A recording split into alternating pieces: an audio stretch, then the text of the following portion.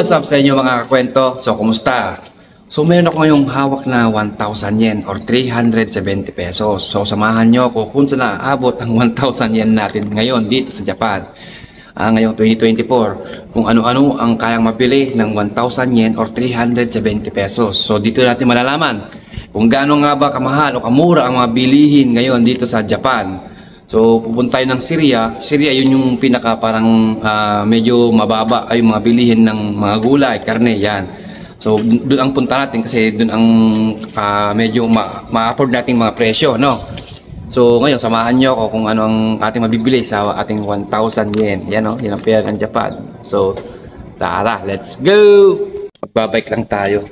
Kasi yun naman talaga ang pinaka-service namin ngayon dito sa Japan, eh. O mga trainee. Bike lang po talaga ang magiging service natin. So, ayan ang bike natin, oh. Actually, mountain bike ito na nilagyan ko lang ng ganito, carrier. Para mas malaking pakinabang, di ba? So, yung talagang ini-issue ng mga company ay yung mga kaisha bike kung tawagin, yung mga ganito. Yan. Pag nagpunta na kayo rito, ganito ang i-issue ng company sa inyo. O depende kung ano ang kwan. Yan.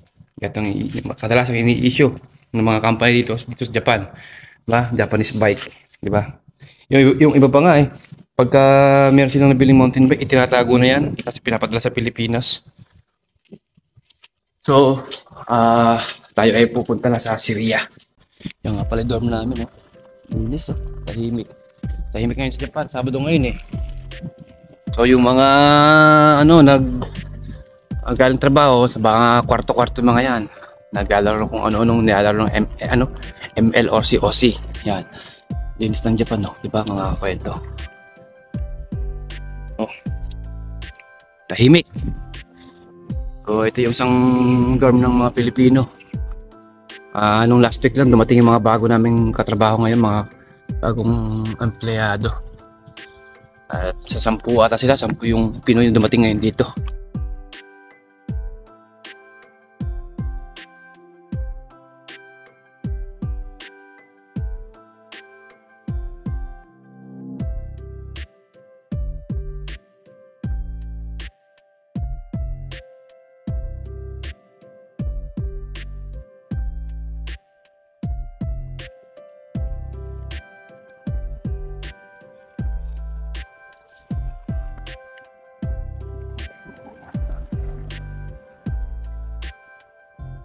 So, nandito na tayo sa Syria. So, hanap na tayo. Ito ang Syria. Ito ang Syria namin. Hanap tayo ng parkingan ng bike. Yun, doon. May parkingan doon. Linis nga dito. Oh. Ang Syria, bilihan ng mga gulay dito sa Japan. So, kilala tong Syria. So, dito tayo paparking muna. Yeah.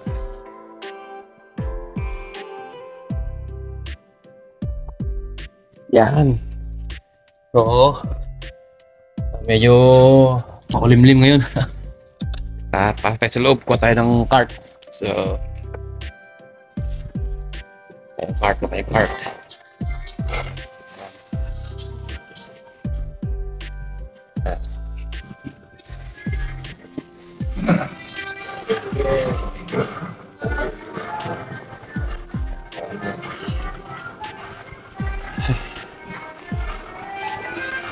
Ngayon, tingnan kung magkano o saan naabutin yung 1,000 yen natin, ha. Samahan nyo ako. So, syempre, ayan, ang ganda ng panel dito mga kakwento, di ba? Naka-separate lahat. Ayan, may bulaklak talaga sila ditong yung bilihan ng gulay. Gulay section, tawagin nila. Syempre, kailangan natin ng pangrekado o tara tumingin ng pangrekado. Dito mo tayo sa bawang sibuyas, luya. Yan. Saka na tayo tumingin ng iba kapag nakakuha na tayo ng bawang. Yan importante, di ba? Bawang sibuyas, luya. Maghanap tayo ng medyo mura. Yan. Ayun nga pala mga kakwento, dito nga pa pala sa Japan. Pagka malapit ng mga siguro 3 days, 4 days yan. So nagkuha na sila. Sinisil nila. Minsan umabot pa ng 3% yan. Halimbawa, 143 na yan. So babawasan mo ng 1%. Parang ganun, mga 10% pala ako. Sorry. So, dito tayo sa bawang. So, yung 1,000 yen. So, grabe naman yung mahal ng bawang, mga kakwento. Tignan nyo, isang piraso. Yung isang piraso nila, mga kakwento. Sa 171 yen. Sa 60 pesos, mga kakwento, isang piraso na to. Grabe. Isang piraso, 60 pesos. Pero mayroong mura naman. Ito, kagaya ng mga kwento. Ayan. 39. Medyo, ay, 3 piraso naman siya. Siguro ito sobrang, malasa. Yung bawang. Oh. Tapos na sa luya. Luya, 139 kasama yung tax. Kasi mga kwento may kasamang tax pag bumibili kayo ng kahit anong item. So, bawang at luya na nabibili natin. Natin sibuyas. Medyo so magkano ko natin 139 saka 100 139 hindi siya sa harapan na 278 na at ng sibuyas dito nga pala mga kanto pag merong green mga set aside na geto ay nakasale itong mga to doon mo tayo sa sibuyas may sibuyas na dito. Yun, dulo. Sibuyas. Palengke tayo nga talaga ngayon. Ito sibuyas nila mga kwento. So, yung isang piraso ay dito na lang tayo sa kan. Para medyo, ito na lang. Papatan. Tayo.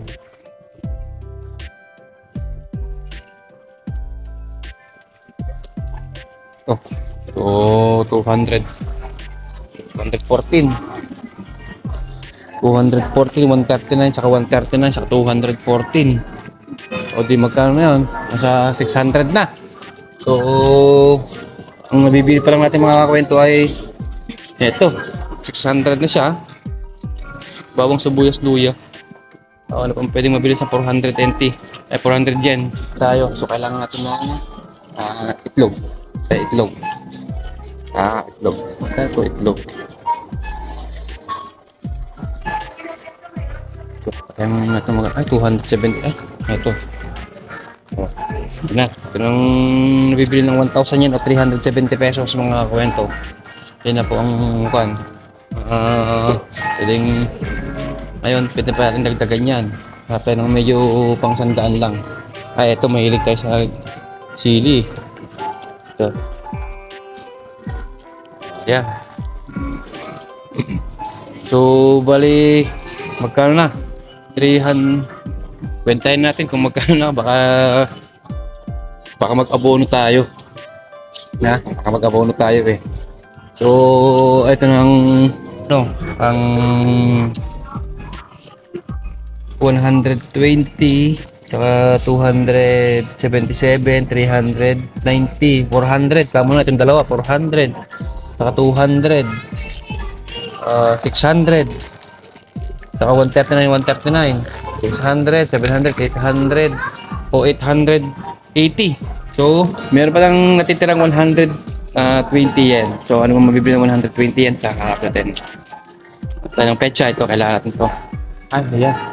Tingnan tayo iba rito. Tingnan tayo ibang pwedeng mabili.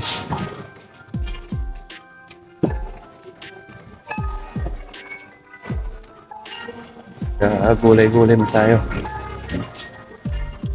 Talong, carrots, repolyo, sibuyas na puti, kamote, gabi. Meron din mga kwento. Din parang sa atin din, kompleto rin dito. Na lang tayo sigurado na kakasya yung pera natin 1,000 yen. Sa pechay. Ikot na lang tayo. Ito, eksakto. Ayan. Oo. Ayan, Ito na po yung tawag dito. Kaya mabili ng 1,000 yen dito sa Japan. Meron tayong parang pechay. Yan, parang pechay. Tapos may tayong itlog. Tapos, may tayong sili, bawang sibuyas, luya. Yan. So, yan po, ang kaya mabili ng 370 pesos sa atin sa Pilipinas. So, Ilang pirasong itlog ba to? 1, 2, 3, 4, 5. O, 10 pirasong itlog, at 4 na sibuyas, isang luya, 3 bilog na bawang, tapos eto parang pechay, tapos yung sili. Yan. So yan. Yan ang kaya mabili ng 370 pesos dito sa Japan. So kung magkaka-idea na po kayo, kung mahal o mura ang bilhin ngayon dito sa Japan ngayon 2024. So yun lamang po. So wala tayong ganong pan ngayon, lakad, kasi wala pang sahod. Pag walang sahod, dito lang tayo. Pag may sahod, yan, medyo nakakapasyal tayo sa ibang lugar. Kasi medyo may kamahalan talaga yung mga pamasahe dito. At yung mga bilihin talaga kasi bubutas ang bulsa. So, yun lamang po. Hanggang sa muli. Salamat!